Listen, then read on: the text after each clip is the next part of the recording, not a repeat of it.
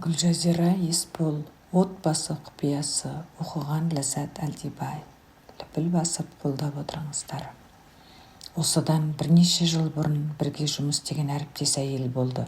Мінезі қатал, тіпті ректорға дейін аяқ тартатын, бетке тарс еткізіп айта салады.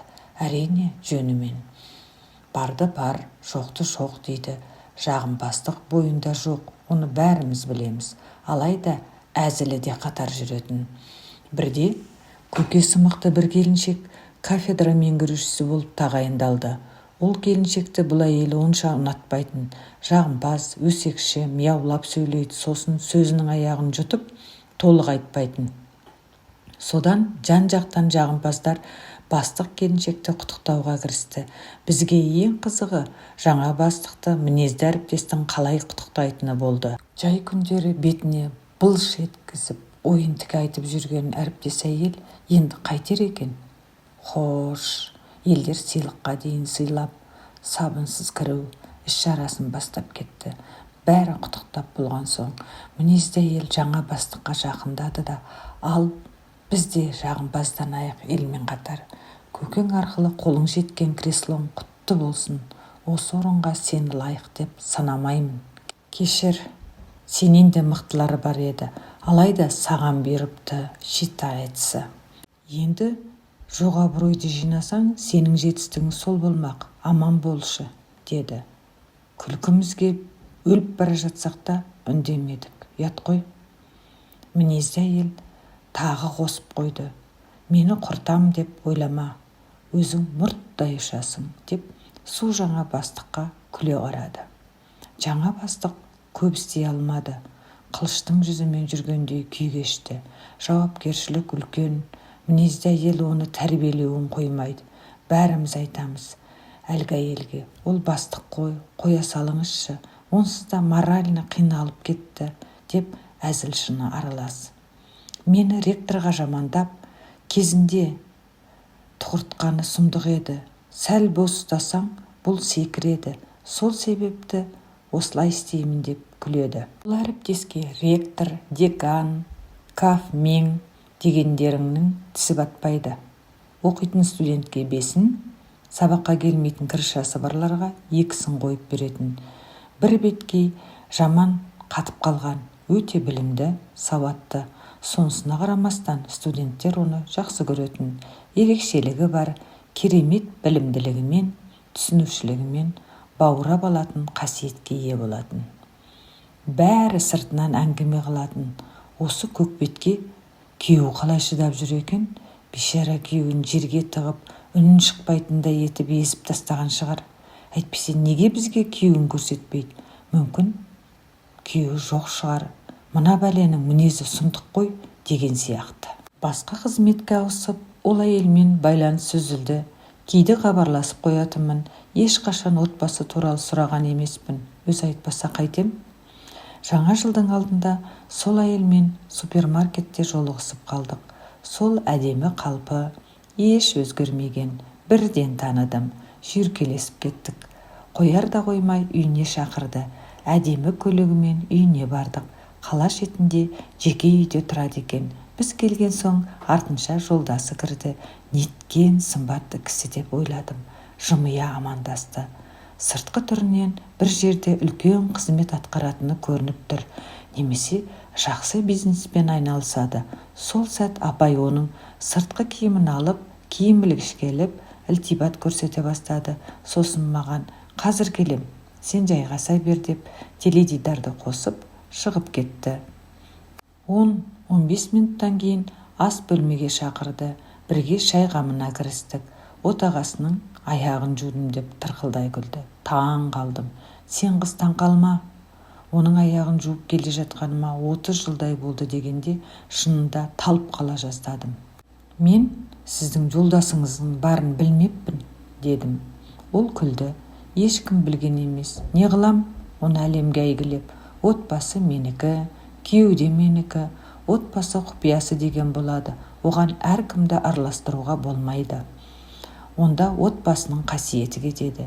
Кез келген отбасылық кикілжіңді сыртқа жаятын адамдар, әсіресе әйелдер, отбасын жоғалту алдында деп білемін. Мені отағасы қатты сүйді, құрметтеді, аялады. Ендеше неге мен кекірейе беремін? Сол алғашқы кезде анамнан айырылу маған ауыр, маған зорлық көрсетпей аялайтын болсаң, керек десең күнде аяғыңды жуып беремін деп айттым. Ол күлді де, әрине аялаймын, бірақ сен де сөзіңде тұр, күнде аяғымды жуасың деп күлді. Сол бір ғана сөз шынында жүзеге асатынын білмеппін. Ертеңіне уәдемді орындайын деп тазикке жылы су құйып, оны шақырдым. Ол ұяла отырды. Өз күйеуім емес пе? Мені жақсы көреді, мен оны жақсы көремін. Аяғын жуудың несі айып? Сабындап қойып жууға кірістім. Оған ұнаған сияқты. Енді ұнамайшы? Біреу нәзік саусақтарымен аяғыңды жылы суда сипалап отырса, апай рақаттана күлді. Жалғасы бар. Мәс саған, сізде біз білмеген құпия көп екен дедім. Ой, бұл отағасы деген соған үйреніп алды. Бір беткей мінезді менің мұндай нәрсе жасайтынымды күтпеген болса керек. Алғашқы кезде үндемей отыратын, кейін басымнан сипап, алғысын жаудыратын болды. Мен оның аяғын жуып отырғанда әңгімелесеміз. Сондай кезде жақсы әңгімелер өрбейді. Бірде сондай әңгіменің қызығына елітіп, 1 сағат аяғын жуғам ғой. Екеуміз әбден күлдік. Отағасының мейірбандығы бір бөлек, мені аялайтынында сөз жоқ. Аллаға мың алғыс. Осы 30 жыл отасқан өмірімде оған қарсы келген емеспін. Жаман сөз айтпақ түгілі қатты сыйлаймын. Себебі ол мені аялайды. Пікіріме құрметпен қарайды. Алла сыйлаған періштем дейді. Менің де мінезім баршылық қой. Алайда мынадай салихалы да ақылды ер азаматтың алдында өзімді басамын, лайықты болуым керек деп ойлаймын. Шынымды айтсам, бірдеңе деуге батылым жетпейді. Жүзіне қараймын да жеңіле саламын. Талай қиын кезеңді бастан өткердік. Сонда да шәй дескен емеспіз. Өзара сыйластығымыз қымбат. Мені жан жүрегімен сүйген адам ғой бұл. Мен де соған лайықты болуым керек. Иә, аяғын күнде жуамын осылай деп, мен білмеген сырын ақтарды. Ойға шомып кеттім. Сен қыз, көп ойлана берме, мінезді апай қалай аяқ жуып жүр деп. Әркім сыйлағанның құлы. Өте сыйлаймын отағасын. Бір кездері оның фирмасы банкрот болып, 2 жыл арбаны өзім сүйрегем. 3 бала кішкентай, үйді залогқа қойдық, 3 жерде жұмыс істеймін. Маған қысым жасалды. Шет жағасын өзіңде білесің. Сонда да шыдадым. Соның бәрін отағасына айтпадым. Үнемдеген ақшаға укроп, редиска алатынмын. Қанша қиналсам да шыдадым. Үйдің бар шығыны мойнымда. Үйге кеш келемін. Кіре сала отағасының аяғын жуамын. Ол кейде ұялады. Масыл болып отырып, несіне хан сияқты аяқ жуғызамын деп. Жуып отырып көп алғыс есітемін. Ол айтатын: бағыма бұйырған періштем. Кім ойлаған мінезді арудың осылай аяқ жуып отыратын? Кім ойлаған жұмыссыз қалған күйеуін бір беткей қыздың мойымай асырайтынын? Сенің барыңа шүкір. Аллаға рахмет, сені қосағым еткен деп. Иә, кейіннен аяққа тұрып, ісі алға басып, ақырындап жақсы болып кетті. Қазақстанның 7 облысында компаниясы бар. Қарамағында 1000-нан аса қызметкер. Шүкір осы күніме деп ағынан жарылды. Айтпақшы, анау жаңа көлікті туған күніме сыйлады. Ойламаған жерден. Әйтпесе қызымызға, ұлымызға бір көлікте мінгізді ғой. Мен таксимен жүретінмін. Правам да жоқ. Еш құнттамаппын. Таңертең осылай бантик таққан көлікті сыйлап тұр ғой деп сықылықтай күлді. Отағасына ұрлана қарадым. Көзінен мейірім мен даналықты көрдім. Бақытты екен байқау қиын емес. Апай да былқылдай басып, еркелігін паш еткендей. Керемет үйлесім, нағыз махаббатпен сыйластық. Бір жерден оқығаным бар еді. Әйел бойында періште де, шайтан да, ханшайым да, жалшы да қатар болады. Еркек қайсысын оятса, соны алады дегенді. Ып-рас екен. Әйелдерді аялаңыздар.